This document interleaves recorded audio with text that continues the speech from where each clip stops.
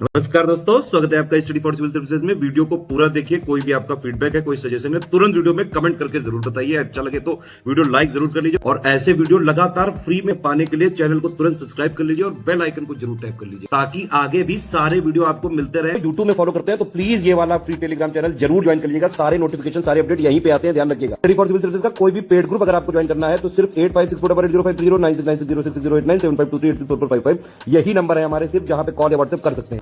Instagram पे हमारा page जरूर फॉलो कर लीजिएगा, study for civil dot services है।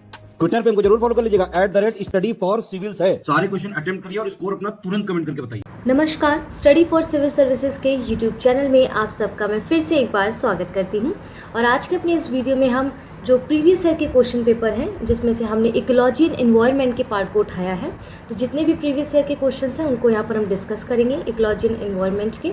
और इसके जो ये है वो सेकंड पार्ट है, आप फर्स्ट पार्ट भी आ चुका है या आने वाला होगा अभी।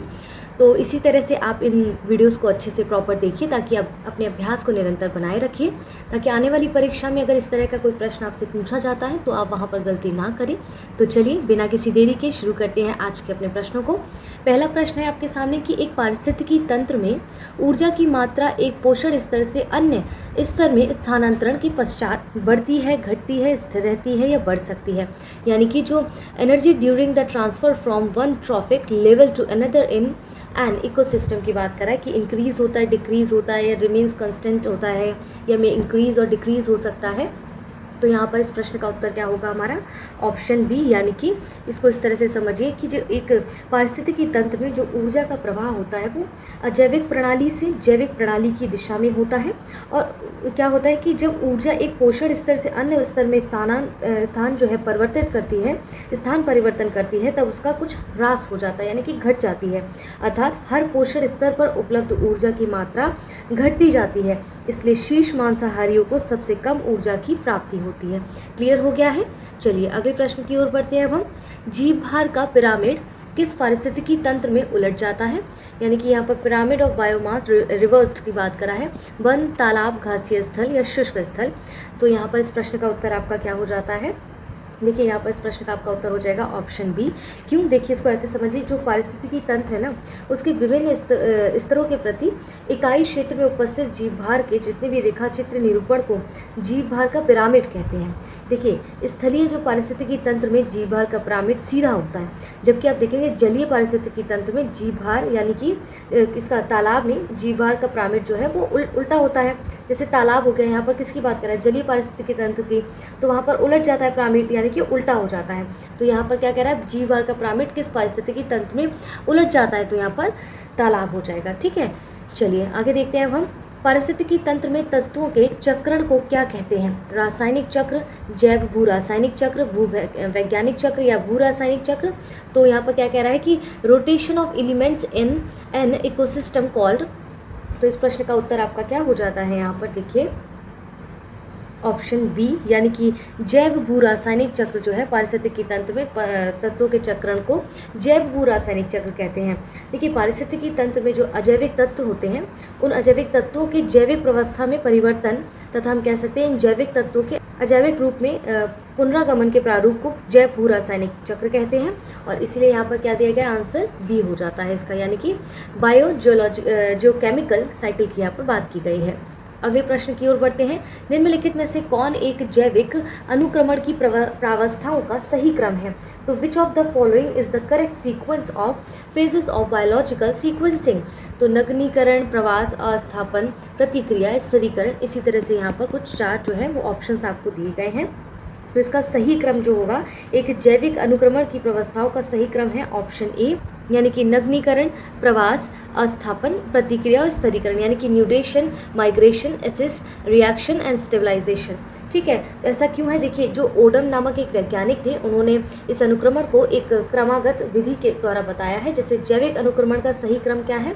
न्यूडेशन है, माइग्रेशन है, एसिस है यानी कि अस्थापन है, रिएक्शन है यानी कि प्रतिक्रिया है, फिर इसके बाद क्या आता है? स्थिरीकरण, स्टेबलाइजेशन आता है। तो इस प्रश्न का उत्तर ऑप्शन ए हो जाता है।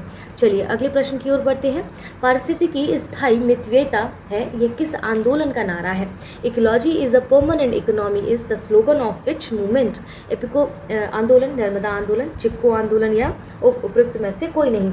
तो इस प्रश्न का करेक्ट आंसर आपका क्या हो जाएगा? किससे संबंधित है? ये चिपको आंदोलन से संबंधित है। देखिए आप देखेंगे कि पारिस्थितिकी स्थायी मितव्ययता जो है वो चिपको आंदोलन का नारा था। तो चिपको आंदोलन क्या है? इसमें देखिए पेड़ों की कटाई को रोकने के लिए इस महत्वपूर्ण आंदोलन को लाया गया था। ठीक है, अगर आप इसका समय वर्ष की बात करें तो चिपको आंदोलन देखेंगे कि वनों की कटाई को रोकने के लिए 26 मार्च 1974 को गौरा देवी के नेतृत्व में महिलाएं वृक्ष से चिपक कर खड़ी हो गई थी और पेड़ों को वो काटने नहीं दे रही थी। तो तब से क्या हुआ था? चिपको आंदोलन उस वक्त वहाँ पर शुरू हुआ था। तो ये जो नारा है ना, पारिस्थितिकी स्थायी मितव्ययता, इकोलॉजी इज परमानेंट इकोनॉमी, तो ये कहाँ देखा गया था? चिपको आंदोलन के दौरान। ठीक है, चलिए आगे बढ़ते हैं। अब हम चिपको आंदोलन संबंधित है, अभी बताया मैंने किससे संबंधित है, चलिए बताइए। चिपको आंदोलन पेड़ों की कटाई को रोकने के लिए किया गया एक महत्वपूर्ण आंदोलन है। तो इस प्रश्न का करेक्ट आंसर क्या हो जाएगा? पादप संरक्षण यानी कि प्लांट कंजर्वेशन। चिपको आंदोलन पेड़ों की सुरक्षा को लेकर पादप संरक्षण की बात की गई है। पेड़ों की कटाई को रोकने के लिए इस आंदोलन को किया गया था। और कब किया गया था मैंने अभी बताया है, चलिए जल्दी से बताइए कि चिपको आंदोलन कब हुआ था। चलिए आगे बढ़ते हैं अब हम। पारिस्थितिकीय पदछाप के माप की इकाई है the measurement unit of the ecologic footprint is भूमंडलीय hectare, nanometre, hoppers cubic foot और देखेंगे क्यूबिक टन। तो इस प्रश्न का उत्तर क्या हो जाएगा? इसमें किसकी बात कर रहा है? इकोलॉजिकल फुटप्रिंट की बात कर रहा है। तो देखिए यहाँ पर क्या क्या ऑप्शंस आपको दिए गए हैं। भूमंडलीय hectare, nanometre, hoppers cubic foot दिया गया है, क्यूबिक यहाँ पर टन दिया गया है। तो इस प्रश्न का उत्तर क्या हो जाएगा आपका? ऑप्शन ए यानी कि भूमंडलीय हेक्टेयर जो है वो पारिस्थितिकीय पदछाप के माप की इकाई है। क्या ग्लोबल हेक्टेयर्स जो है, ऐसा क्यों है? देखिए ये यहाँ पर पदछाप जैसा शब्द क्या है कि पारिस्थितिकीय पदछाप के माप की इकाई भूमंडलीय हेक्टेयर है, ये तो पता चल गया। अब देखेंगे कि जो पारिस्थितिकीय घटकों की वह ये आवश्यक मात्रा है जो मनुष्य को उसकी जीवन शैली को सुचारू रूप से चलाने के लिए आवश्यक होती है, इसे क्या कहते हैं? पारिस्थितिकीय पदछाप कहलाती है। क्लियर हो गया है? तो आप यहाँ पर पदछाप के बारे में भी जान चुके हैं। चलिए अब हम आगे बढ़ते हैं। एक मनुष्य के जीवन को पूर्ण रूप से धारणीय करने के लिए आवश्यक न्यूनतम भूमि को क्या कहते हैं? The minimum area of the land required a completely sustain the life of the person is called his. जीवजात, पारिस्थितिकीय पदछाप या जीवोम या आवास कहा जाता है। तो इस प्रश्न का उत्तर आपका क्या हो जाता है? यहाँ पर सोच के बताइए, अभी भी हमने यही डिस्कस किया है यहाँ पर।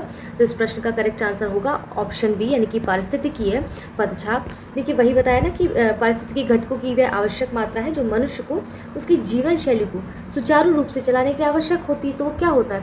पारिस्थितिकीय पदछाप होता है, यानी कि इकोलॉजिकल फुटप्रिंट की परिभाषा यहाँ पर दी गई है बेसिकली। ठीक है, इसके अंतर्गत मनुष्य द्वारा कार्बन उत्सर्जन का भी मापन किया जाता है। चलिए आगे बढ़ते हैं अब हम। निम्नलिखित वृक्षों में से कौन पारिस्थितिकी मित्र नहीं है?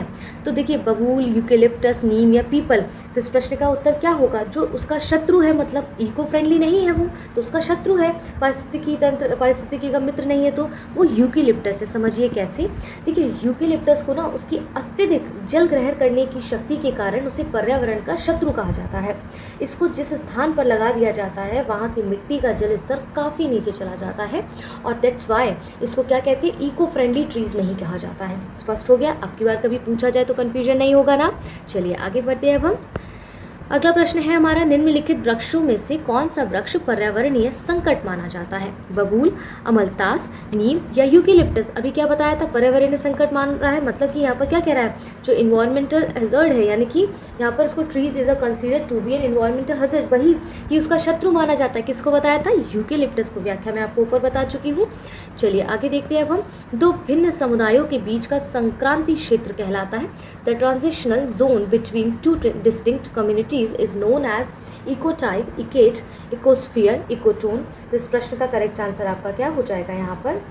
ऑप्शन डी यानी कि इकोटोन को जो है वो विभिन्न समुदायों के बीच का संक्रांति क्षेत्र कहलाता है। ये देखिए है ना, तो ये चीज़ें समझ आ गई आपको। चलिए अब हम आगे बढ़ते हैं। अगला प्रश्न क्या कह रहा है? सर्वाधिक स्थायी पारिस्थितिकी तंत्र निम्नलिखित में से कौन से हैं?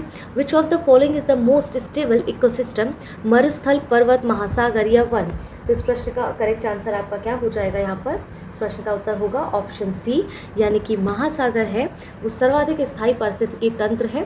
ठीक है, तो यहाँ पर अब हमें एक चीज़ समझनी होगी, ये ऐसा क्यों कहा गया है।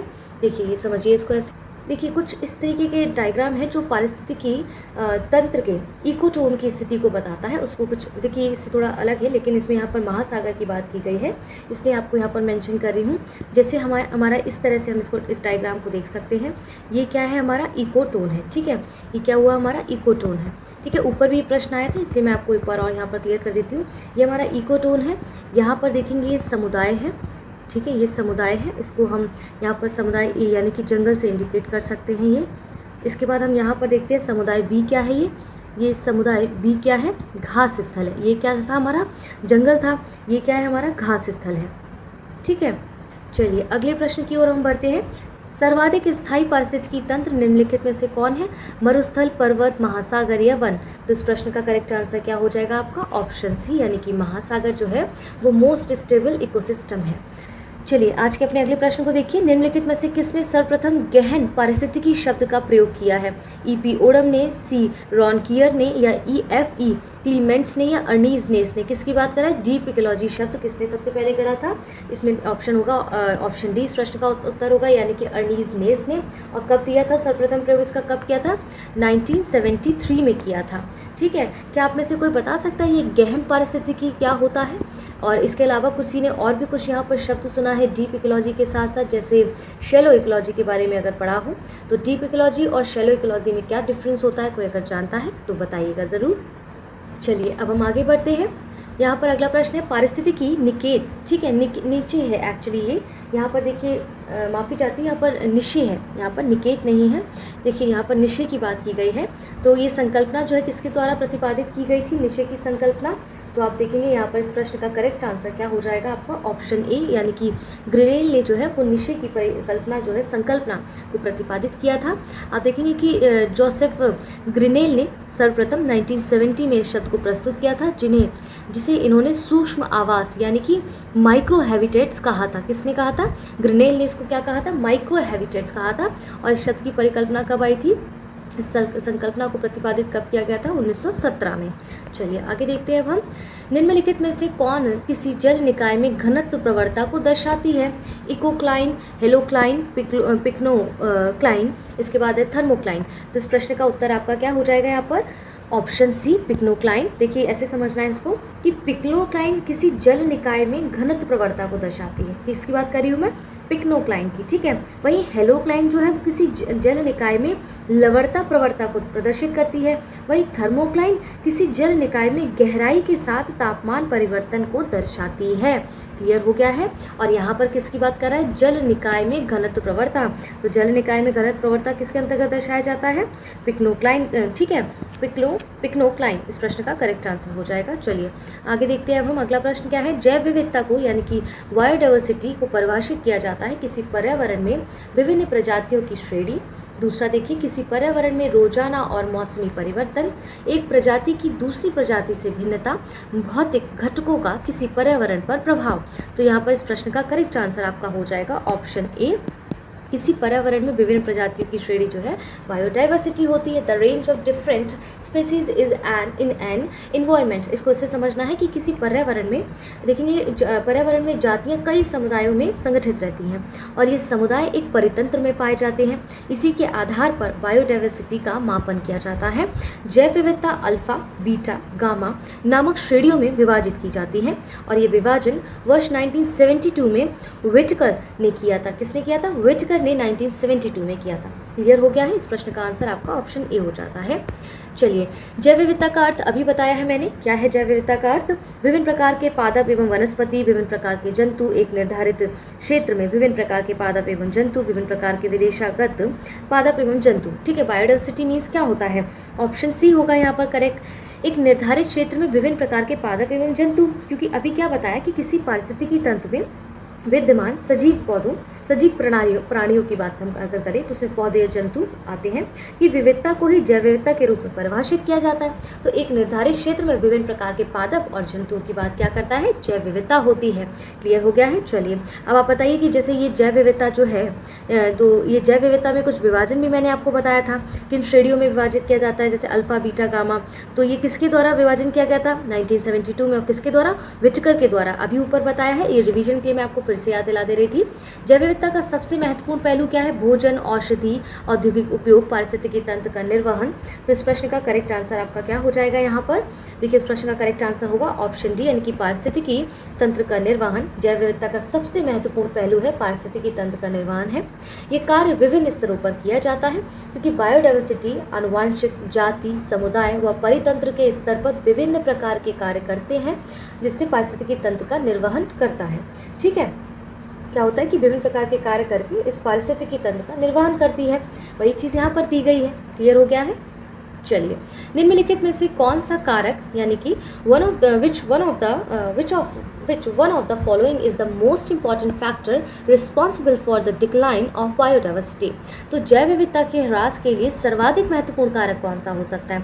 आनुवांशिक आत्मसातकरण, ठीक है, जेनेटिक एजिमिलेशन, परभक्षियों का नियंत्रण यानी कि कंट्रोलिंग एजिमिलेशन, प्राकृतिक वास का विनाश, है ना, यानी कि डिस्ट्रक्शन ऑफ हैबिटेट, कीट नियंत्रण यानी कि कंट्रोलिंग पैट्स की बात कर रहा है। तो ऐसा कौन सा कारक है जो बायोडायवर्सिटी के ह्रास के लिए सबसे ज़्यादा महत्वपूर्ण है? तो इस प्रश्न का करेक्ट आंसर है ऑप्शन सी। कॉमन सेंस से हमें भी सोचना है कभी कभी कि प्राकृतिक वास का विनाश हो जाएगा तो बायोडायवर्सिटी ऑब्वियसली बात है उसका ह्रास का सबसे महत्वपूर्ण कारक होगा, है कि नहीं? तो यहाँ पर करेक्ट आंसर क्या हो जाता है? ऑप्शन सी हो जाता है। चलिए, अगला प्रश्न है, निम्नलिखित में से किसने सर्वप्रथम बायोडायवर्सिटी शब्द का प्रयोग किया था? तो यहाँ पर इस प्रश्न का करेक्ट आंसर क्या हो जाएगा? ऑप्शन सी हो जाएगा। वॉल्टर जी रोसेन ने जो है वो बायोडायवर्सिटी शब्द का प्रयोग किया था। इसको ऐसे समझिए कि प्रारंभ में बायोडायवर्सिटी शब्द को अंग्रेजी शब्द बायोलॉजिकल डाइवर्सिटी के रूप में प्रथमतः रेमंड एफ दासमैन ने अपनी 1968 में पुस्तक थी उनकी a different kind of country में दिया था। बाद में आप देखते हैं कि बायोडायवर्सिटी को, मैं इसको हिंदी में पढ़ना चाहूँगी, कि बाद में जैव विविधता को अंग्रेजी शब्द बायोलॉजिकल डाइवर्सिटी से परिवर्तित कर बायोडाइवर्सिटी के रूप में सर्वप्रथम WG रोसेन ने प्रयोग किया था। तो पहले बायोलॉजिकल जो बायोडाइवर्सिटी हमारा था उसका नाम पहले क्या था? बायोलॉजिकल डाइवर्सिटी था। तो इसका नाम परिवर्तित कर WG रोसेन ने इसका प्रयोग किया बायोडाइवर्सिटी के रूप में। ठीक है, तो यहाँ पर इस प्रश्न का करेक्ट आंसर ऑप्शन सी हो जाता है। चलिए, अब हम अगले प्रश्न की ओर बढ़ते हैं। क्या है आज का हमारा अगला प्रश्न? संयुक्त राष्ट्र संघ ने निम्न में से किसे 2011 या 20 के लिए दशक निर्धारित किया है? प्राकृतिक आपदा दशक, जैव विविधता दशक, जलवायु परिवर्तन दशक, पर्यावरण दशक, यानी कि 2011-20 has been designated by the UNO as the decade of किसको जो है इन्होंने निर्देशित किया है, किसके बारे में यहाँ पर बात की जा रही है? तो इस प्रश्न का करेक्ट आंसर आपका हो जाएगा ऑप्शन बी, यानी कि जैव विविधता दशक इसको निर्दिष्ट किया है। तो 2010 में प्रस्ताव संख्या इसकी कुछ 65/161 देखते हैं, कुछ इस तरह से है ये, के माध्यम से 2011 और 20 को जैव विविधता दशक घोषित किया गया है। क्लियर है? चलिए, भारत का प्रथम national centre for marine diversity किस शहर में स्थित है? भावनगर, जामनगर, मुंबई और पुडुचेरी में। तो इस प्रश्न का हमारा करेक्ट आंसर हो जाता है ऑप्शन बी, यानी कि जामनगर में है। देखिए, इस तरह से किसी प्रथम के बारे में फर्स्ट, इंडियाज़ फर्स्ट की बात की जाए तो ध्यान रखिएगा, क्योंकि ऐसा क्या होता है कि मैच द फॉलोइंग में अगर इनका नाम दे दिया गया और हमें पहला नहीं पता है तो हमसे यहाँ पर गलती हो जाएगी। लेकिन आप यहाँ अभ्यास कर रहे हैं तो गलतियों की संभावना कम हो जानी चाहिए। ठीक है, तो फर्स्ट जो हमारा national centre for marine diversity है वो जामनगर में है। ठीक है, यहाँ पर कह रहा है जामनगर में, तो यहाँ पर जामनगर का गुजरात प्रांत की बात कर रहा है, गुजरात प्रांत के जामनगर में स्थित है। तो इस केंद्र का उद्देश्य था कि समुद्र तटीय क्षेत्र में स्थित बायोडाइवर्सिटी की सुरक्षा करना, उनको प्रोटेक्शन देना है। ठीक है, और ये सार्वजनिक और निजी क्षेत्र की भागीदारी से गठित होने वाला भारत का पहला ही अनुसंधान संस्थान है। क्लियर हो गया है? और देखेंगे आप कि जामनगर जो है वो भारत के एकमात्र समुद्री राष्ट्रीय उद्यान के निकट स्थित है। क्लियर है? चलिए, अब हम आगे बढ़ते हैं अगले प्रश्न की ओर। क्या है हमारा आज का अगला प्रश्न? सर्वाधिक जैव विविधता कहाँ पाई जाती है? उष्णकटिबंधीय वर्षा वनों में, शीतोष्ण कटिबंधीय वर्षा वनों में, शंकुधारी वनों में या उत्तरी ध्रुव वनों में? तो इस प्रश्न का उत्तर क्या हो जाएगा हमारा? Option A. देखिए, ज्योग्राफी जिसने पढ़ा होगा वो अच्छे से इसको समझ पाएगा। समझिए कैसे। उष्णकटिबंधीय वर्षा वन क्यों दिया गया है कि सर्वाधिक जैव विविधता उष्णकटिबंधीय वर्षा वनों में पाई जाती है, क्योंकि इसका क्षेत्र का विस्तार आप देखेंगे 10 डिग्री उत्तरी से 10 डिग्री दक्षिणी अक्षांशों के मध्य पाया जाता है। और इन क्षेत्रों में पेड़ और प्राणियों के विकास के लिए, वृद्धि के लिए अनुकूलतम यहाँ पर दशाएं पाई जाती हैं, क्योंकि यहाँ पर वर्ष भर जो है वर्षा काफ़ी अच्छी खासी रहती है, उच्च वर्षा और अच्छा तापमान यहाँ पर रहता है। इसी कारण से इसे अनुकूलतम वायुम यानी कि ऑप्टिमम वायुम भी कहा जाता है। ध्यान रखिएगा, इसी कारण इसको किसको, उष्णकटिबंधीय वर्षा वनों की बात की जा रही है, क्या कहा जाता है, अनुकूलतम वायुम यानी कि ऑप्टिमम वायुम भी कहा जाता है। इसमें से किसी को भी अगर एक या दो तीन जैसे भी शंकुधारी वनों में क्या उसकी विशेषता है, कौन से पेड़ पौधे पाए जाते हैं, कौन से जीव जंतु, या हम शीतोष्ण उष्णकटिबंधीय वनों की बात करें, किसी के बारे में भी अगर आपको पता है तो आप हमें कमेंट बॉक्स में बताइए। क्योंकि देखिए तैयारी इसी तरह से होती है, कोई भी प्रश्न आपके सामने आ रहा है ना, तो ध्यान दीजिए कि क्या आप सब्जेक्ट जो पढ़ रहे हैं उससे किसी और सब्जेक्ट का लिंक हो सकता है, क्योंकि ये आपके नॉट इवन आपके पीटी में बल्कि आपके मेंस आंसर राइटिंग में भी बहुत हेल्प करेगा। अच्छे से समझ आ रहा है? चलिए अब हम आगे बढ़ते हैं। निम्नलिखित पारिस्थितिकी तंत्रों में किसमें प्रजातीय विविधता सापेक्षता काफ़ी अधिक होती है? गहरे समुद्र, उष्णकटिबंधीय वर्षा वन, कोरल रीफ है यहाँ पर, कोरल कीफ नहीं है, ठीक है, कोरल रीफ, मरुस्थल। यहाँ पर क्या कह रहा है, species diversity is relatively high in which of following ecosystems. तो इस प्रश्न का करेक्ट आंसर आपका क्या हो जाएगा यहाँ पर? देखिए इस प्रश्न का करेक्ट आंसर एक्चुअल में देखा जाए तो दो है यहाँ पर, इसमें उष्णकटिबंधीय वर्षा वन भी होगा और कोरल रीफ भी होगा। क्यों? यहाँ पर क्या कह रहा है, पारिस्थितिकी तंत्रों में किसमें प्रजातीय विविधता, यानी कि किसकी बात कर रहा है ये, स्पेसीज जो डाइवर्सिटी है वो सापेक्षता काफ़ी अधिक होती है। अभी उष्णकटिबंधीय वर्षा वनों में हमने बताया, जबकि कोरल रीफ में भी होती। तो इस तरह के प्रश्न आए तो यहाँ पर ध्यान देना है, अगर कोरल रीफ भी वहाँ लिखा हुआ है तो उसको भी आपको ऑप्शन में अगर दिया है तो उसको टिक करना है। किसकी बात कर रहा है कि स्पेसीज जो डाइवर्सिटी है वो हाईली जो in which of the following ecosystem की यहाँ पर बात कर रहा है। क्लियर हो गया है? इस हिसाब से इस प्रश्न में देखेंगे तो दोनों ही कथन ठीक हो जाते हैं। चलिए आगे देखते हैं अब हम। भारत में जैव विविधता की दृष्टि से संतृप्त क्षेत्र यानी कि किसकी बात कर रहा है, saturated in terms of the biodiversity in India. क्या बोल रहा है, बेसिकली पूरा सेंटेंस पढ़िए। Which of the following is a region is saturated in terms of biodiversity in India. तो जैव विविधता की दृष्टि से संतृप्त क्षेत्र निम्न में से कौन सा है? पूर्वी घाट, पश्चिमी घाट, थार का रेगिस्तान या बंगाल की खाड़ी। तो इस प्रश्न का करेक्ट आंसर आपका क्या हो जाता है यहाँ पर? इस प्रश्न का उत्तर आपका होगा यहाँ पर, जल्दी से बताइए अगर आपको पता है तो, ऑप्शन बी यानी कि पश्चिमी घाट। ठीक है, पश्चिमी घाट की यहाँ बात करा है। देखिए भारत के संदर्भ में पश्चिमी घाट की बात करा है, तो आप ये हिस्सा जो है यहाँ का आप देखेंगे पश्चिमी घाट है आपका बेसिकली। ठीक है, ये मोटा मोटा हिस्सा मैं आप थोड़ा रफ सा बनाया है, तो ये आपका कुछ हिस्सा जो है वो पश्चिमी घाट है। ठीक है, अब यहाँ कह रहा है कि जैव विविधता की दृष्टि से संतृप्त क्षेत्र कौन सा है? पश्चिमी घाट है।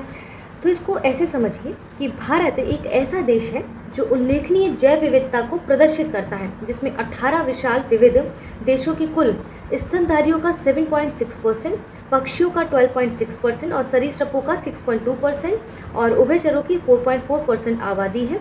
और इसीलिए दिए गए विकल्पों में करेक्ट आंसर होगा ऑप्शन बी यानी कि पश्चिमी घाट। क्लियर है? चलिए आगे बढ़ते हैं अब हम। अगला प्रश्न है, जैव विविधता के संदर्भ में भारत में निम्नलिखित में से कौन सा क्षेत्र हॉटस्पॉट कहलाता है, माना जाता है? देखिए अब यहाँ पर हॉटस्पॉट की बात की गई है, तो आप पहले ये समझिए। देखिए अब पहले हॉटस्पॉट जानना होगा तभी तो बता पाएंगे ये कहाँ क्या है ये। तो हॉटस्पॉट शब्दों को सर्वप्रथम प्रयोग जो है वो नॉर्मन मायर्स ने 1988 में किया था। हॉटस्पॉट ऐसे स्थान को कहा जाता है जहां पर जातियों की पर्याप्तता तथा स्थानीय जातियों की अधिकता पाई जाती है, लेकिन साथ ही इन जीव जातियों के अस्तित्व पर निरंतर संकट बना हुआ है। और देखेंगे कि जैव विविधता के संदर्भ में भारत में पश्चिमी घाट हो गया, पूर्वी हिमालय श्रृंखला हो गया, म्यांमार भारत सीमा, सुंदरलैंड को हॉटस्पॉट माना जाता है। और यहाँ पर अंडमान निकोबार द्वीप समूह, म्यांमार भारत सीमा वाले क्षेत्र और सुंदरलैंड का ही भाग है तथा सुंदरलैंड का ये भाग है। तो इस प्रश्न का उत्तर क्या हो जाएगा यहाँ पर? ऑप्शन ए हो जाएगा। क्लियर हो गया है? चलिए देखिए इस तरह से प्रश्न आते हैं ना तो की पॉइंट्स पकड़िए, किसकी बात कर रहा है? तो यहाँ पर हॉटस्पॉट की बात कर रहा है टर्म्स ऑफ बायोडाइवर्सिटी के संदर्भ में, है ना। चलिए आगे देखते हैं अब हम। निम्नलिखित में से किसे भारत में जैव विविधता हॉटस्पॉट के रूप में पहचाना जाता है? सुंदरबन, पश्चिमी घाट, मानस या चेरापूंजी। यहाँ बायोलॉजिकल डाइवर्स हॉटस्पॉट की बात कर रहा है, तो किसको माना जाता है यहाँ पर? ऑप्शन बी हो जाएगा यानी कि पश्चिमी घाट को। अभी जस्ट मैंने ऊपर बताया आपको। चलिए पर्यावरण के संदर्भ में भारत में पाए जाने वाले हॉटस्पॉट हैं। In terms of environment hotspots found in India are पूर्वी घाट, पश्चिमी घाट, विंध्य पर्वत श्रेणी पूर्वी घाट, पूर्वी हिमालय श्रृंखला पश्चिमी घाट, शिवालिक श्रृंखला पूर्वी घाट। तो इस प्रश्न का आपका उत्तर क्या हो जाएगा यहाँ पर? ऑप्शन सी हो जाएगा, पूर्वी हिमालय श्रृंखला पश्चिमी घाट। क्योंकि ऊपर भी हमने बताया था कि पर्यावरण के संदर्भ में यहाँ पर पूछ रहा है कि हॉटस्पॉट के बारे में। तो बेसिकली यहाँ पर देखिए पश्चिमी घाट भी है, पूर्वी हिमालय श्रृंखला भी है। तो इस प्रश्न का उत्तर हो जाएगा ऑप्शन सी। चलिए, निम्नलिखित में से कौन एक भारत का बायोडाइवर्सिटी हॉटस्पॉट नहीं है? ठीक है, हिमालय, विंध्य, उत्तरी पूर्वी भारत, पश्चिमी घाट। तो इसमें से कौन सा नहीं है बायोडाइवर्सिटी का हॉटस्पॉट? विंध्य नहीं है। ठीक है, बाकी के ऑप्शंस करेक्ट है इसमें। चलिए आगे बढ़ते हैं अब हम। निम्नलिखित में से भारत में निम्नलिखित क्षेत्रों में से कौन से जैव विविधता की दृष्टि से उत्तेजनशील स्थल माने जाते हैं? तो which of the following region of India are considered as biodiversity stimulating sites है यहाँ पर। तो नीचे दिए गए कोड का सही उत्तर का चयन करना। Choose the correct answer from the code given below. पूर्वी हिमालय, पूर्वी घाट, पश्चिमी हिमालय। तो इस प्रश्न का उत्तर आपका क्या हो जाएगा यहाँ पर? देखिए यहाँ पर इस प्रश्न का उत्तर आपका हो जाएगा ऑप्शन, अभी मैंने आपको ऊपर बताया है, लेकिन यहाँ पर दोनों चीज़ों को समझना है कि इस प्रश्न का उत्तर आपका होगा ऑप्शन बी हो जाएगा, यानी कि केवल 1 और केवल 3। यही चीज़ अभी ऊपर भी पढ़ाई है, अभी आपको हॉटस्पॉट मैंने बता भी दिया है। ठीक है, यहाँ पर किसकी बात करा है? बायोडाइवर्सिटी स्टिमुलेटिंग साइट्स की यहाँ पर बात की जा रही है। चलिए आगे बढ़ते हैं अब हम। अगला प्रश्न क्या है आज का? जैव विविधता के नाश के कारण क्या है? The reason of for the destruction of biodiversity. जीवों के प्राकृतिक आवास की कमी, पर्यावरणीय प्रदूषण, वनों का नाश या उपयुक्त सभी। तो आपको क्या लग रहा है कि कौन है जो बायोडाइवर्सिटी के नाश का कारण है? तो आप देखेंगे कि बायोडाइवर्सिटी के नाश का कारण इवन ये सारे ही ऑप्शंस हो जाते हैं। तो यहाँ पर क्या होगा? इसका प्रश्न का करेक्ट आंसर क्या हो जाएगा? ऑप्शन डी, यानी कि ऑल ऑफ द अबव। तो यहाँ पर इस प्रश्न का आंसर ऑप्शन डी हो जाता है। ठीक है, चलिए देखिए इसको ऐसे समझते हैं कि बायोडाइवर्सिटी के नाश का प्रमुख कारण प्राकृतिक आवासों का ह्रास हो जाता है, प्राकृतिक संसाधनों का अति दोहन हो गया, विदेशी प्रजातियों का आक्रमण हो गया, वन क्षेत्र और वनों की सघनता कम होना, औद्योगिकरण और अवैज्ञानिक तरीके से खनन के साथ अवैध शिकार और तस्करी आदि क्या है? जैव विविधता के किसके डिस्ट्रक्शंस के कारण है। ठीक है, यहाँ पर डिस्ट्रक्शंस की बात पूछी गई ना, नाश के कारण क्या है उसके। चलिए, जैव विविधता के ह्रास का मुख्य कारण है आवासीय प्रदूषण, विदेशी प्रजातियों का समावेशन, अत्यधिक दोहन, प्राकृतिक आवासीय विनाश। देखिए यहाँ पर कह रहा है कि मुख्य कारण, जैव विविधता का मुख्य कारण क्या है? यहाँ पर बेसिकली ऑप्शंस देखिए जो दिए गए हैं उसमें मेन क्या है? प्राकृतिक आवासीय विनाश जो है वो जैव विविधता का ह्रास का मुख्य कारण है। अभी बताया था कि प्राकृतिक संसाधनों के दोहन और औद्योगिक उत्पादन और नगरीकरण को बढ़ावा देने के उद्देश्य से प्राकृतिक वास का विनाश किया जा रहा है, जो बायोडाइवर्सिटी के ह्रास के लिए सर्वाधिक महत्वपूर्ण कारक है। क्लियर है? चलिए, जैव विविधता के कम होने का मुख्य कारण क्या है? आवासीय प्रदूषण, विदेशी प्रजातियों का प्रवेश, अत्यधिक दोहन या आवासीय विनाश। तो इस प्रश्न का करेक्ट आंसर अभी बताया है ऑप्शन डी हो जाएगा। ठीक है, देखिए कितनी बार ये जैव विविधता के प्रश्न को रिपीट किया गया है, आप समझ रहे हैं। तो ज़्यादा से ज़्यादा अभ्यास करेंगे तो हो जाएगा, मुश्किल नहीं है। चलिए, जैव विविधता को अधिकतम संकट है। The maximum crisis of biodiversity is due to प्राकृतिक निवास एवं वनस्पतियों के विनाश से, अनुप्रयुक्त कृषि क्रियाओं से, जलवायु परिवर्तन से या जल प्रदूषण से। तो यहाँ पर इस प्रश्न का क्या उत्तर हो जाएगा आपका? आपको देखिए अभी भी पढ़ाया है मैंने, तो इस प्रश्न का करेक्ट आंसर आपका यहाँ पर हो जाता है ऑप्शन ए हो जाएगा। ठीक है, देखिए इसको समझिए कैसे। यहाँ पर चारों जो कारक हैं उसमें जैव विविधता को प्रभावित करते हैं। ठीक है, वो तो हमें समझ आ गया। तो अब यहाँ पर देखना है कि प्राकृतिक निवास एवं वनस्पतियों के विनाश से जैव विविधता को अधिकतम संकट उत्पन्न होता है। और अनेक वैज्ञानिकों ने ऐसा अध्ययन भी करके इस बात की पुष्टि की है कि प्राकृतिक निवास और वनस्पतियों के विनाश से सबसे बड़ी मात्रा में जैव विविधता का ही ह्रास होता है, क्योंकि इस स्थिति में जीव जंतुओं और वनस्पतियों को उनके अनुकूलन का भी अवसर नहीं मिलता है और अन्य परिस्थितियों में अनुकूलन के कारण बायोडाइवर्सिटी का ह्रास हो जाता है। इसीलिए ए आंसर इस प्रश्न का करेक्ट आंसर हो जाता है। ठीक है, ए ऑप्शन इस प्रश्न का करेक्ट आंसर हो जाता है। चलिए आगे बढ़ते हैं अब हम। निम्नलिखित में से कौन एक पारिस्थितिकी तंत्र की जैव विविधता की बढ़ोतरी के लिए उत्तरदायी नहीं है? Which of the following is not responsible for increasing the biodiversity of an ecosystem? पारिस्थितिकी तंत्र की उत्पादकता, मध्य व्यवधान, पारिस्थितिकी तंत्र की आयु या पोषण स्तरों की कम संख्या, लो नंबर ऑफ न्यूट्रिशन लेवल्स। तो इस प्रश्न का उत्तर क्या होगा? यहाँ पर किसकी बात कर रहा है कि पारिस्थितिकी तंत्र की जैव विविधता की बढ़ोतरी के लिए कौन है जो उत्तरदायी नहीं है? तो इस प्रश्न का उत्तर हो जाएगा ऑप्शन डी, यानी कि पोषण स्तरों की कम संख्या। देखिए, पोषण स्तरों में कमी से एक विशेष वर्ग के जीवों की संख्या में वृद्धि होती है, जबकि बायोडाइवर्सिटी में कमी आती है। वहीं जैव विविधता की बढ़ोतरी में पारिस्थितिकी तंत्र की उत्पादकता, उसकी आयु और मध्य व्यवधान सहायक होते हैं। ठीक है, और इसीलिए इस प्रश्न का करेक्ट आंसर क्या था? पोषण स्तरों की कम संख्या। क्लियर हो गया? लो नंबर ऑफ न्यूट्रिशन लेवल्स। चलिए आगे बढ़ते हैं। निम्नलिखित में से कौन सी जैव विविधता के संरक्षण, उसके प्रोटेक्शन की बात की जा रही है, संरक्षण के लिए महत्वपूर्ण रणनीति है? Which of the following is an important strategy for conservation of biodiversity?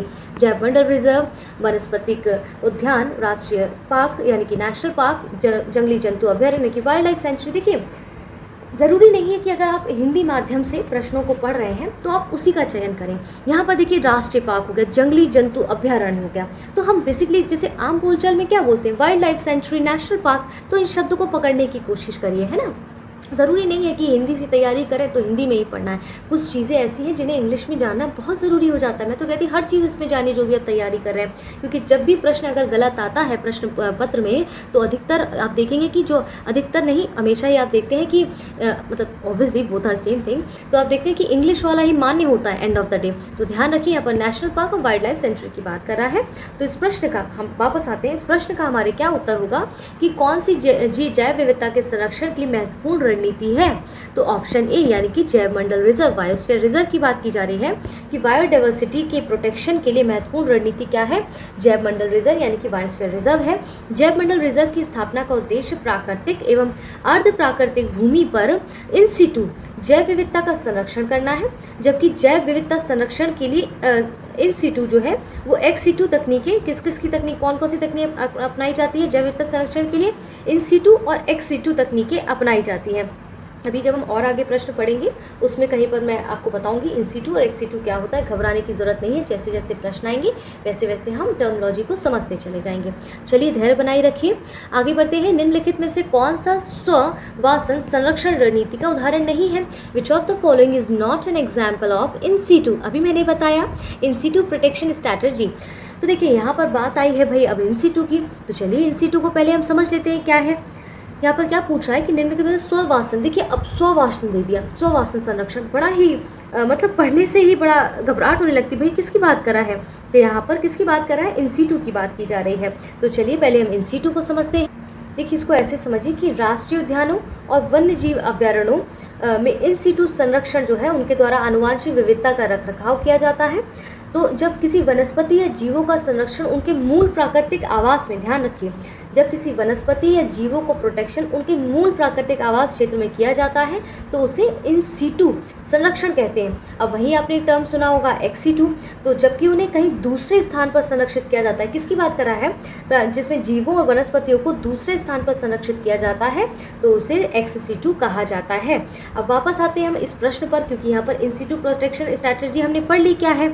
तो कौन कौन से यहाँ पर क्या है? जैव मंडल रिजर्व हो गया, वनस्पति बाग हो गया, राष्ट्रीय उद्यान हो गया, पवित्र उपवन हो गया। तो इस प्रश्न का करेक्ट आंसर जो है वो आपका क्या हो जाएगा? यहाँ पर इस प्रश्न का करेक्ट आंसर आपका हो जाता है यहाँ पर ऑप्शन बी हो जाएगा, यानी कि वनस्पतिक बाग जो है इसके संदर्भ में वो पूरी तरह करेक्ट है, क्योंकि यहाँ पर ये जो है एग्जाम्पल इन सिटू प्रोटेक्शन का नहीं है स्ट्रैटेजी का। अभी बताया कि क्या क्या है, जैसे आप देखेंगे कि जीन बैंक हो गया, ऊतक संवर्धन केंद्र हो गया, वानस्पतिक उद्यान हो गया, चिड़ियाघर हो गया, एक्वेरियम हो गया, आदि के संरक्षण को जो है वो एक्स सिटू कहते हैं। यहाँ पर क्या कहा जाता है, माफ़ी चाहती हूँ, यहाँ पर देखिए हम इन सिटू की बात कर रहे हैं।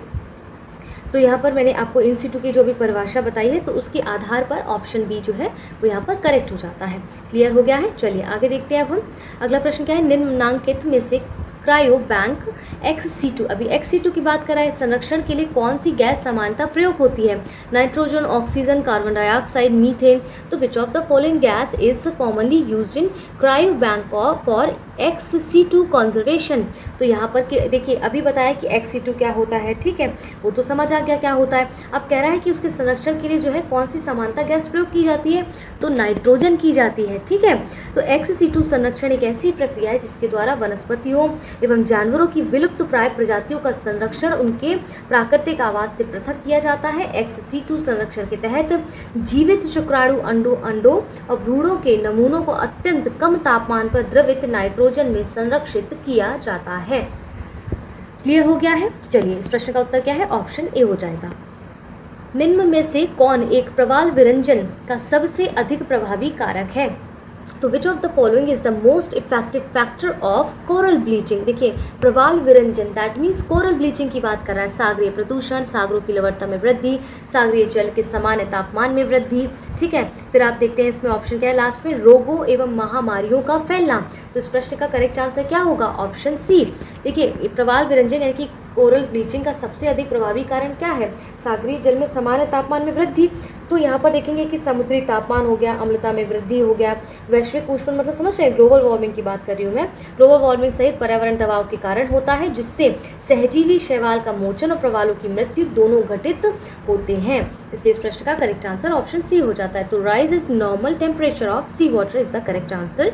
चलिए, निम्न में से कौन प्रवाल विरंजन यानी कि कोरल ब्लीचिंग में सर्वाधिक महत्वपूर्ण कारक है? तो which of the following is the most significant factor in coral bleaching? प्रवाल शैलों का खनन, प्रवाल रोगों का फैलना, सागरीय जल में अवसादों का जमाव, वैश्विक ऊष्मन। वैश्विक ऊष्मन अभी बताया था ना, ग्लोबल वार्मिंग की बात की जा रही है। तो इस प्रश्न का करेक्ट आंसर क्या होगा? ऑप्शन डी हो जाएगा। वही चीज़ ऊपर बताई है ना अभी आपको। चलिए, विलुप्त होने वाली प्रजातियों की सूचीबद्धता होती है डेड स्टॉक बुक में, ठीक है, डेड स्टॉक बुक में, रेड डाटा बुक में, लाइव स्टॉक बुक में या नन ऑफ द अबव। तो इस प्रश्न का करेक्ट आंसर आपका क्या हो जाएगा? यहाँ पर इस प्रश्न का करेक्ट आंसर होगा आपका ऑप्शन बी यानी कि रेड डाटा बुक। अब देखिए, रेड डाटा बुक का नाम आया तो हमें पता होना चाहिए किसके द्वारा जारी किया जाता है। इसको IUCN के द्वारा जारी किया जाता है। देखिए, रेड डाटा बुक क्या है कि ये इसका प्रकाशन IUCN मतलब international union for conservation of nature की बात करा है, इसके द्वारा किया जाता है। इसकी स्थापना 1964 में की गई थी। इसके तहत उन प्रजातियों को रखा जाता है जिन पर विलुप्त होने का खतरा मंडरा रहा हो। क्लियर है? चलिए आगे बढ़ते हैं। अब हम रेड डाटा बुक का संबंध है जैव विविधता के बारे में तथ्यों से, facts and biodiversity, organism and animals facing the danger of extinction, plantation, illegal hunting of forest animal by smugglers. क्या कह रहा है? तस्करों द्वारा वन्य प्राणियों के अवैध शिकार से, वृक्षारोपण से, विलुप्ति के संकट से ग्रस्त जीव जंतुओं से या जैव विविधता के बारे में तथ्यों से। तो रेड डाटा बुक का संबंध किससे है? अभी मैंने बताया है आपको। तो ऑप्शन बी यानी कि विलुप्ति के संकट से ग्रस्त जीव जंतुओं से संबंधित है। ठीक है, चलिए आगे देखते हैं। अब हम निम्नलिखित भारतीय पक्षियों में कौन सा अत्यधिक संकटापन्न किस्म का है? That means Indian birds is highly endangered species है। देखिए, यहाँ पर अब IUCN के द्वारा कुछ कैटेगरीज डिसाइड की गई हैं जिनको हम रेड लिस्ट में डालते हैं। ठीक है, ये तो मैंने बता दिया। अब जैसे हाईली इंडेंजर्ड हो गया, इंडेंजर्ड हो जाता है, वर्नेबल हो जाता है, ये इस तरह की कुछ कैटेगरीज होती हैं जिनको हमें अच्छे से तैयार करना होता है, क्योंकि कुछ ऐसे पक्षी होते हैं जिनके विलुप्त होने की कंडीशंस के अकॉर्डिंगली उनको जो है इन कैटेगरीज में रेड बुक के अंतर्गत रेड या लिस्ट में डाला जाता है। तो हमें इन कैटेगरीज के बारे में पता होना चाहिए। जैसे यहाँ पर हाईली इंडेंजर्ड की बात करा है तो यहाँ पर गोल्डन ओरियोल हो गया, ग्रेट इंडियन बस्टर्ड हो गया, इंडियन फैनटेल पिजियन हो गया और इंडियन सनबर्ड हो गया। तो इस प्रश्न का करेक्ट आंसर आपका क्या हो जाता है? ऑप्शन बी यानी कि ग्रेट इंडियन बस्टर्ड जो है वो अत्यधिक यानी कि हाईली इंडेंजर्ड पक्षी है यहाँ पर भारत में। ठीक है, चलिए, किसी प्रजाति को विलुप्त माना जा सकता है जब वह अपने प्राकृतिक आवास में देखी नहीं गई हो। देखिए, अब हम कैसे इसे सोचेंगे कि भाई देखिए कोई स्पेसी है जो कोई प्रजाति है भाई जो नहीं देखी गई है अपनी प्राकृतिक आवास में, तो हो सकता है 15-20 वर्षों से नहीं देखा गया हो तो इसे विलुप्त मान दिया गया। कैन यू इमेजिन इसको कितना करा गया है? इसको 50 वर्ष किया गया है कि अगर कोई प्रजाति को विलुप्त तब माना जाता है जब वह अपने प्राकृतिक आवास में नहीं देखी गई हो 50 वर्षों से। तो इसको ध्यान रखिएगा। चलिए अब देखिए यहाँ पर कैसे इसको याद रखा। बेसिकली इसको याद क्या है कि जो प्रकृति संरक्षण हेतु अंतर्राष्ट्रीय संघ है यानी कि IUCN यानी कि international union for conservation nature की परिभाषा के अनुसार किसी प्रजाति को, देखिए अब यहाँ पर एक चीज़ क्या पता चली कि ये परिभाषा डिसाइड कौन करता है कि भाई 50 वर्षों से जो प्रजाति नहीं मिल रही विलुप्त मानी जाएगी उसको अगर प्राकृतिक आवास में नहीं देखी गई है।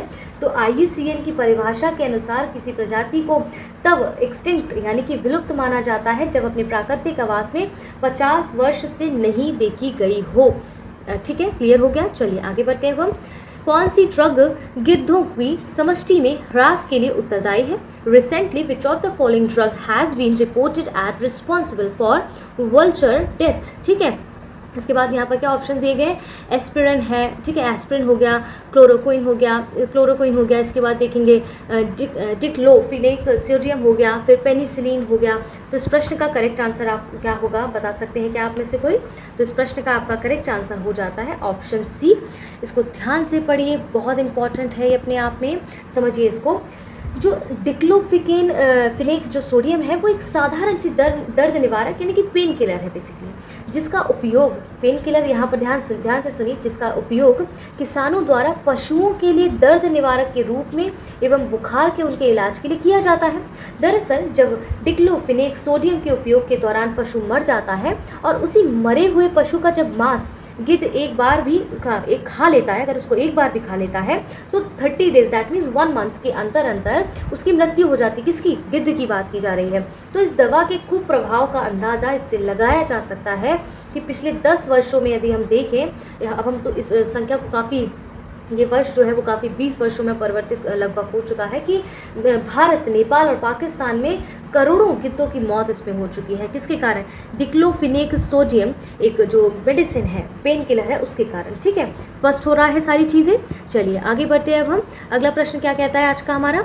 पशुओं को दिया जाने वाला कौन सा दर्द निवारक भारत में गिद्धों के लिए लगभग विलुप्त होने के लिए उत्तरदायी है? तो यहाँ पर डिक्लोफिनेक, अभी मैंने आपको बताया है ना, डिक्लोफिनेक सोडियम है।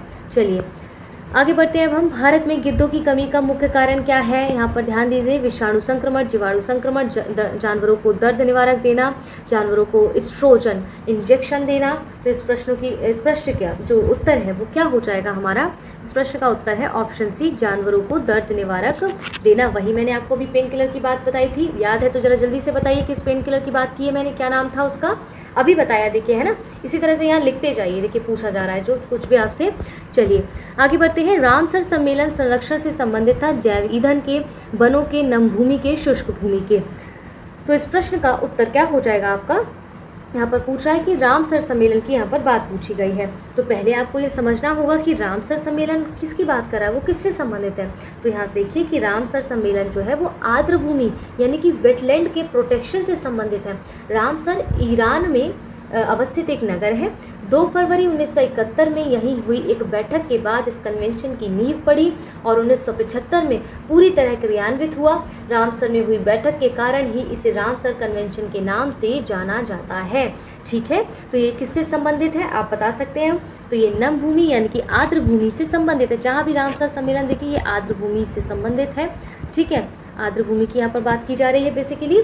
चलिए आगे देखते हैं अब हम अगले प्रश्न की ओर बढ़ते हैं। आर्द्र भूमि दिवस कब मनाया जाता है? अभी बताया मैंने 2 फरवरी को, और 1971 में यहाँ पर बैठक हुई थी, इस कन्वेंशन की नींव पड़ी थी और 1975 से पूर्णतः क्रियान्वित हो गया था। चलिए आगे देखिए। निम्नलिखित आर्द्र क्षेत्रों में यानी कि विच of the following wetlands has the status of Ramsar, किन्हें रामसर का दर्जा प्राप्त हुआ? चिल्का झील, लोकटक या फिर केवलादेव या वूलर झील। तो नीचे दिए गए कूटों से सही उत्तर का हमें चयन करना है। तो इस प्रश्न का उत्तर क्या हो जाएगा यहाँ पर? इस प्रश्न का उत्तर आपका हो जाएगा यहाँ पर ऑप्शन डी हो जाएगा। देखिए सभी जो है उसमें रामसर का दर्जा इनको प्राप्त किया गया है, यानी कि आर्द्र क्षेत्रों में इन्हें रामसर के अंतर्गत डाला गया है। ठीक है, अब आप क्या बता सकते हैं अभी कि रिसेंट में कितने रामसर स्थल हैं हमारे इंडिया में? ठीक है, कितने स्थल है रामसर इंडिया में अभी रामसर स्थल? आप देखेंगे कि चिल्का झील कहाँ पर है, उड़ीसा में। वूलर झील कहाँ पर है, ये जम्मू कश्मीर। इसके बाद केवलादेव राष्ट्रीय उद्यान कहाँ पर है, ये आपका ये केवलादेव राष्ट्रीय उद्यान, चलिए ये मैं नहीं बताऊंगी, ये आप बताएंगे हमें।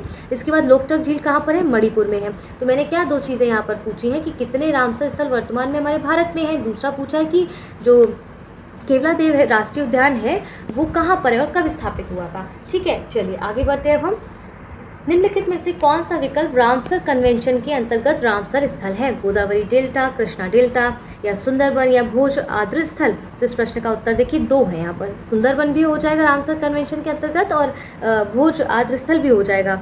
ठीक है, अब देखिए इसमें जो 2019 में इनको सुंदरबन आर्द्र भूमि को रामसर सूची में शामिल किया गया, तो सुंदरबन और भोज दोनों आर्द्र रामसर स्थल में संबंधित है। चलिए आगे देखिए।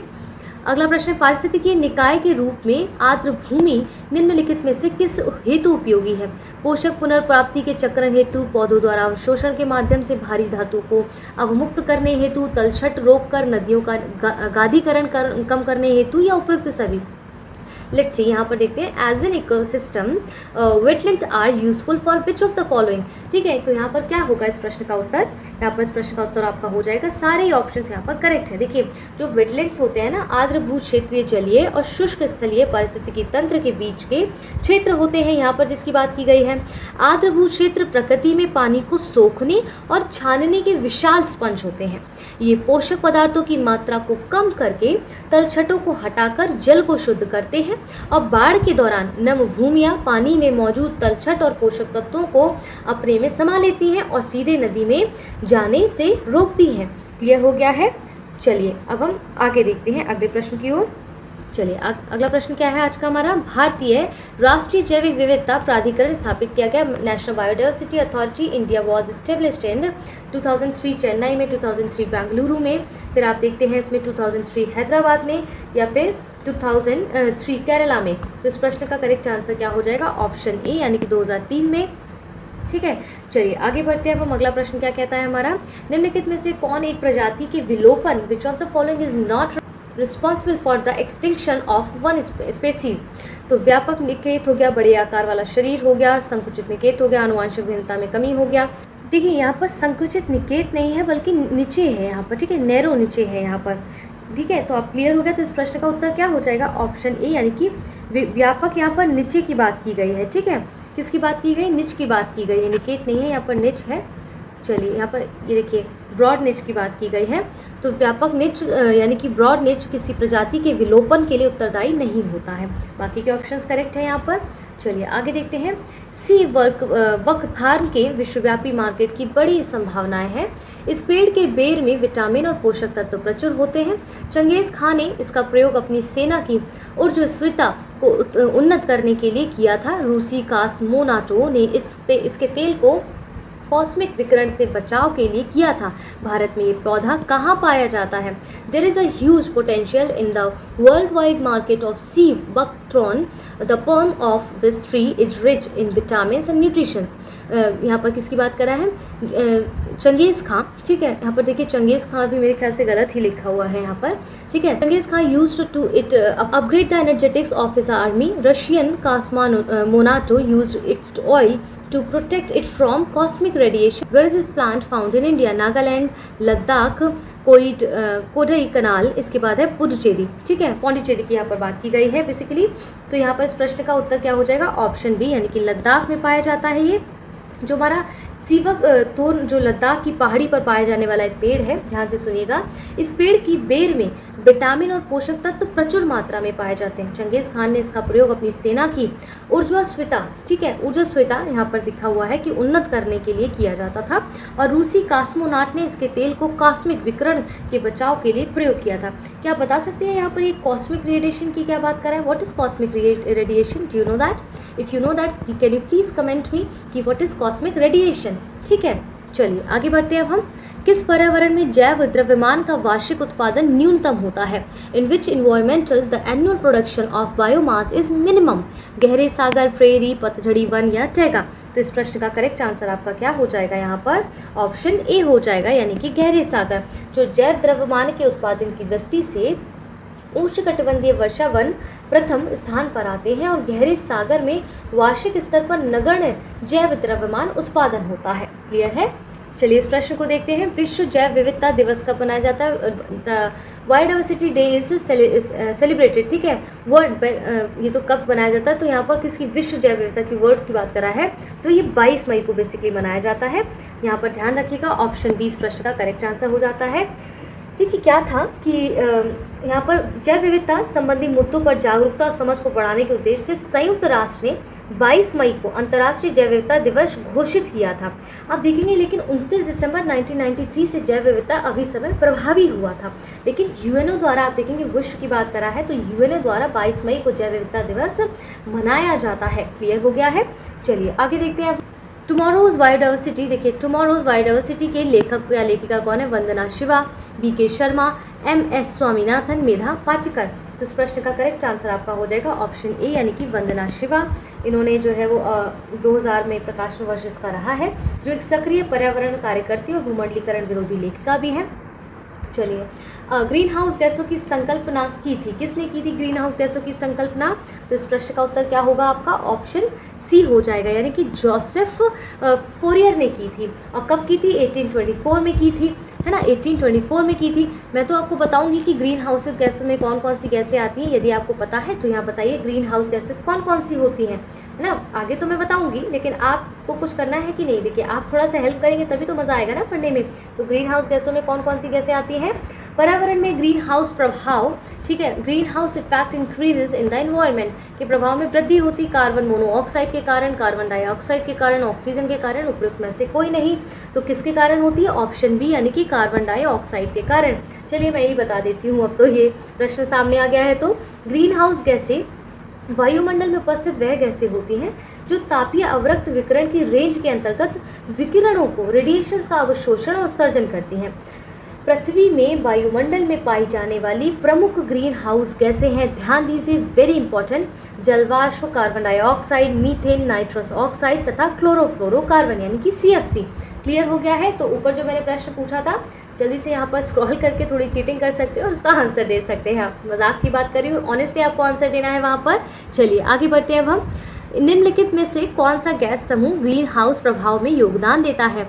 तो यहाँ पर क्या कह रहा है? Which of the following groups of gases contribute to the greenhouse effects? Ammonia और ozone, carbon dioxide, sulphur dioxide, carbon tetrafluoride तथा नाइट्रस ऑक्साइड, कार्बन डाइऑक्साइड तथा मीथेन। तो इस प्रश्न का करेक्ट आंसर आपका क्या हो जाएगा? ऑप्शन डी हो जाएगा। यहाँ पर कार्बन डाइऑक्साइड तथा मीथेन जो है वो ग्रीन हाउस प्रभाव में योगदान ये गैसें देती हैं। अब देखिए ये तो मैंने बता दिया।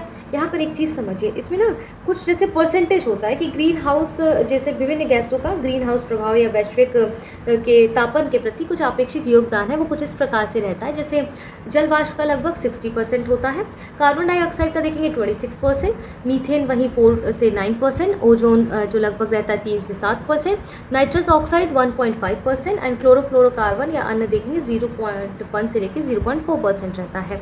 और इसीलिए इस प्रश्न का करेक्ट आंसर कार्बन डाइऑक्साइड तथा मीथेन था। चलिए आगे बढ़ते हैं। अब हम निम्नलिखित में से कौन सी प्राकृतिक रूप से पाई जाने वाली ग्रीन हाउस गैस सर्वाधिक ग्रीन हाउस इफेक्ट करती है? कार्बन डाइऑक्साइड, मीथेन, ओजोन या जलवाष्प? तो इस प्रश्न का करेक्ट आंसर हो जाएगा ऑप्शन क्या हो जाएगा? चलिए यहाँ पर आप बताइए क्या होगा इस प्रश्न का करेक्ट आंसर। इस प्रश्न का करेक्ट आंसर क्या हो सकता है? यहाँ पर ऑप्शन डी हो जाएगा, जलवाष्प होगा। देखिए कैसे, अभी मैंने ऊपर बताया था कि प्राकृतिक रूप से पाई जाने वाली जो ग्रीन हाउस गैस है उसमें सर्वाधिक ग्रीन हाउस गैस इफेक्ट करती है किसके द्वारा? जलवाष्प के द्वारा। क्यों?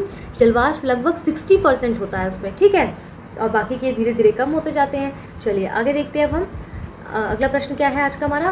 निम्नलिखित में से कौन एक वैश्विक ऊष्मन यानी कि ग्लोबल वार्मिंग के लिए रिस्पॉन्सिबल है? मीथेन, जलवाष्प, ऑर्गन या आर्गन हो गया या कार्बन डाइऑक्साइड हो गया। तो जो है आपका ग्लोबल वार्मिंग के लिए यहाँ पर कौन उत्तरदायी है यहाँ पर गैस? तो ऑप्शन ए यानी कि यहाँ पर किसकी बात कर रहा है? कार्बन डाइऑक्साइड, माफ़ी चाहती हूँ, ऑप्शन डी है यहाँ पर हमारा। तो ग्लोबल वार्मिंग के लिए सबसे ज़्यादा गैस जो है वो कौन सी उत्तरदायी? एक्चुअली यहाँ पर देखिए फिर से यहाँ पर एक्चुअली देखिए थोड़ा कन्फ्यूजन हो गया था। यहाँ पर पूछा है कि उत्तरदायी नहीं है, यही चीज़ मैं बोलती हूँ कि गलती हो सकती है, किसी से भी हो सकती है। यहाँ पर देखिए नॉट लिखा है, हम लोग क्या करते हैं एग्जाम में कि ये स्किप कर देते हैं, है ना। जैसे अभी मैंने किया, ये भी उदाहरण के तौर पर देखिए, मेरी गलती से आप सीखे यहाँ पर, जैसे मैंने नॉट छोड़ दिया, अब पूरा क्वेश्चन का अर्थ का अनर्थ हो गया, है ना। तो क्या है यहाँ पर, निम्नलिखित में से कौन सा एक वैश्विक ऊष्मन यानी कि ग्लोबल वार्मिंग के लिए रिस्पॉन्सिबल नहीं है? तो which of the following is not responsible for global warming? तो कौन सा है जो ग्लोबल वार्मिंग के लिए यहाँ पर रिस्पॉन्सिबल नहीं है? ऑप्शन सी यानी कि ऑर्गन की बात करा है। सूर्य की ऊष्मा से गर्म होने के बाद जब पृथ्वी ठंडी होने लगती है तब ऊष्मा पृथ्वी से बाहर की ओर विसरित होती है, लेकिन कार्बन डाइऑक्साइड, CFC यानी कि क्लोरोफ्लोरोकार्बन, नाइट्रस ऑक्साइड, जलवाष्प, मीथेन और अन्य ऊष्मारोधी गैसें उस ऊष्मा का कुछ भाग अपने अंदर अवशोषित कर लेती हैं और शेष बची ऊष्मा को पुनः धरातल पर भेज देती है, वापस कर देती है, जिससे वायुमंडल के निचले भाग में अतिरिक्त ऊष्मा एकत्र हो जाती है। ठीक है, इसीलिए यहाँ पर क्या इसको कहा गया है कि इन ऊष्मारोधी गैसों की मात्रा वायुमंडल में बढ़ जाने के कारण वायुमंडल के औसत तापमान में वृद्धि हुई है, जिसे वैश्विक ऊष्मन या ग्लोबल वार्मिंग या ग्रीन हाउस प्रभाव भी हम कह सकते हैं। जबकि ऑर्गन ग्रीन हाउस गैस नहीं है। क्या है, ऑर्गन जो है वो ग्रीन हाउस गैस नहीं है, ये वैश्विक ऊष्मन के लिए उत्तरदायी नहीं होती है। क्लियर हो गया है। चलिए आगे देखते हैं अब हम। अगला प्रश्न है हमारा, हरित गृह प्रभाव क्या है? तो यहाँ देखिए, वैश्विक ताप में वृद्धि, वैश्विक ताप में कमी, सागर जल में ताप में वृद्धि, नदियों और झीलों में ताप में वृद्धि। तो इस प्रश्न का करेक्ट आंसर हो जाएगा ऑप्शन ए। ठीक है, अभी आपको बताया है मैंने यहाँ पर। चलिए इसी के साथ इस वीडियो को आज हम यहीं पर समाप्त करते हैं। आशा करती हूँ आप सबसे कि आपको अच्छे से सारी चीज़ें समझ आ गई होंगी। आपसे जो भी प्रश्न पूछे गए हैं उन सब का आंसर आप हमें कमेंट बॉक्स में ज़रूर दें। क्यों? क्योंकि आप देखिए इससे पता चलेगा आपकी कितनी तैयारी है। दूसरा, आप जो कमेंट करते हैं और सोच समझ कर कमेंट किया करिए, क्योंकि आपके कमेंट्स का जो असर है वो दूसरों पर भी बहुत प्रभाव डालता है। तो यदि आपको करेक्ट आंसर पता है तो उसको वहाँ पर लिखिए, नहीं पता है तो उसे सर्च करके लिखिए। मेहनत करिए थोड़ी सी, है ना। मेहनत करेंगे तभी तो हमें अच्छा परिणाम मिलेगा। तो यहाँ पर क्या करना है, हमारे साथ साथ आपको भी थोड़ी मेहनत करनी है। हमारी वीडियोज़ को पूरी ऑनेस्टी के साथ देखिए। जो भी आपको वीडियोज़ दी जा रही है हमारे चैनल को सब्सक्राइब कर दीजिए, ताकि किसी भी तरह का कोई अगर वीडियो अपलोड होता है तो आपको उसका नोटिफिकेशन मिल सके। पेड ग्रुप से संबंधित आप इन नंबर्स पर जो है वो कांटेक्ट कर सकते हैं। ठीक है, नंबर्स पर कांटेक्ट कर सकते हैं। आप हमारा फ्री टेलीग्राम ग्रुप भी ज्वाइन कर सकते हैं और अधिक जानकारी के लिए नंबर्स दिए गए आप बात कर सकते हैं। चलिए इसी के साथ मैं आप सबसे अभी अलविदा कहती हूँ। अपना ध्यान रखिए, इसी तरह निरंतर हमारे चैनल पर बने रहें। शुक्रिया।